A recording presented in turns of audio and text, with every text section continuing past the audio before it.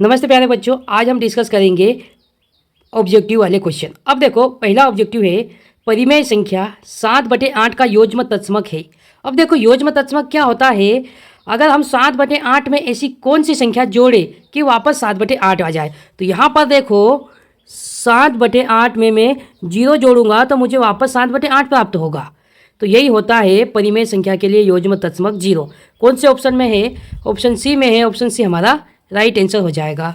आइए देखते हैं दूसरा क्वेश्चन। परिमेय संख्या 7/9 के लिए गुणात्मक तत्समक है। अब देखो, गुणात्मक तत्समक का मतलब ये होता है कि 7/9 में ऐसी किस संख्या का गुणा करे कि वापस से 7/9 मिल जाए।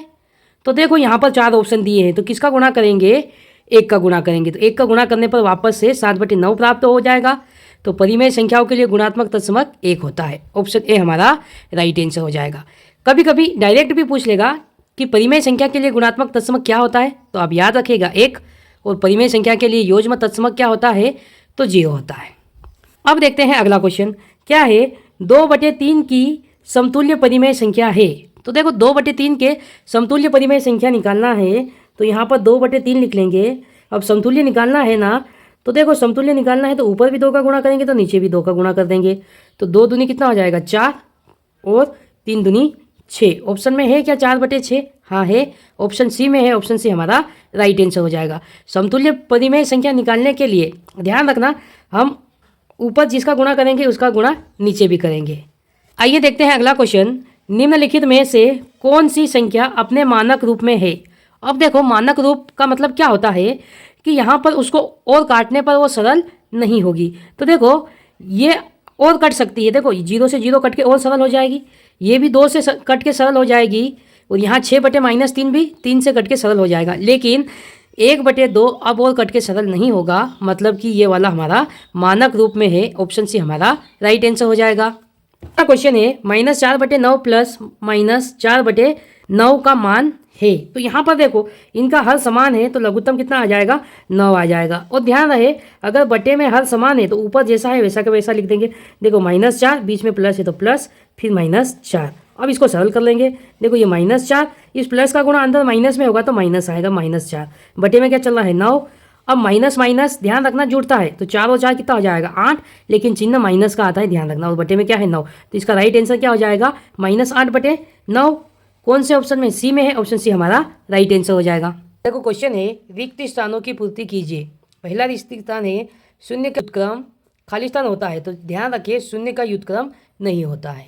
दूसरा वाला है संख्याएं खाली स्थान तथा खाली स्थान स्वयं के व्युत्क्रम है, तो ध्यान रखिए 1 और -1 स्वयं के व्युत्क्रम है। अब ये देखो, व्युत्क्रम क्या होता है?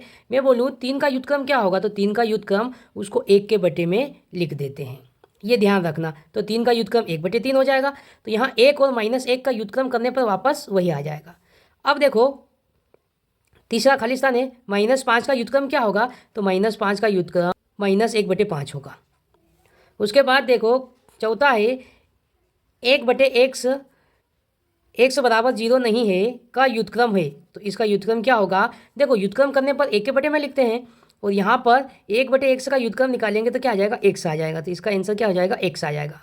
अगला देखते हैं, 2 परिमेय संख्याओं का गुणनफल हमेशा परिमेय संख्या होता है। ये ध्यान रखना, 2 परिमेय संख्या का गुणा हमेशा परिमेय संख्या होता है। किसी धनात्मक परिमेय संख्या का व्युत्क्रम क्या होगा?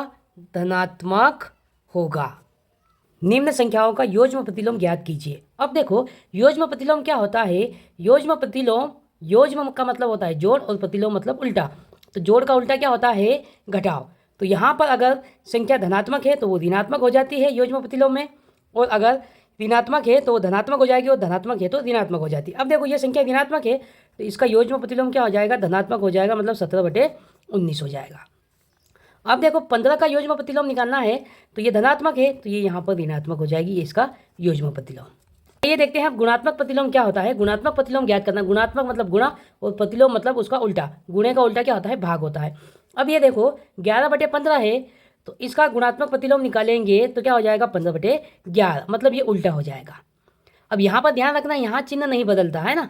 अब -7/13 का गुणात्मक प्रतिलोम निकालना है तो 13 बटे में -7 हो जाएगा। आया समझ में? अब लेते हैं अगला क्वेश्चन। क्या है? निम्न के गुण धर्म को पहचानिए। अब देखो -19/29 गुणित 29/-19 बराबर 1 है। इसमें कौन सा गुण धर्म लग रहा है? तो देखो इसमें गुणात्मक प्रतिलोम, ये वाला गुण धर्म लग रहा है। अब देखते हैं दूसरा, -13/17 गुणित -2/7 बराबर -2/7 गुणित -13/17। इसमें कौन सा गुण धर्म है? देखो यहाँ पर -13/17 गुणित -2/7 है, और यहाँ पर पलट दिया, इसको आगे कर दिया, इसको पीछे कर दिया, मतलब क्रम बदल दिया। तो ये कौन सा नियम हो जाएगा? क्रम विनिमेयता का। आया समझ में? अब अगला देखते हैं। क्या है क्वेश्चन? 1/3 कोष्टक 6 गुणित 4/3 बराबर 1/3 गुणित 6 कोष्टक के भाग 4/3। अब इसमें कौन सा नियम लग रहा है? तो ध्यान रखना, साहचर्य का नियम।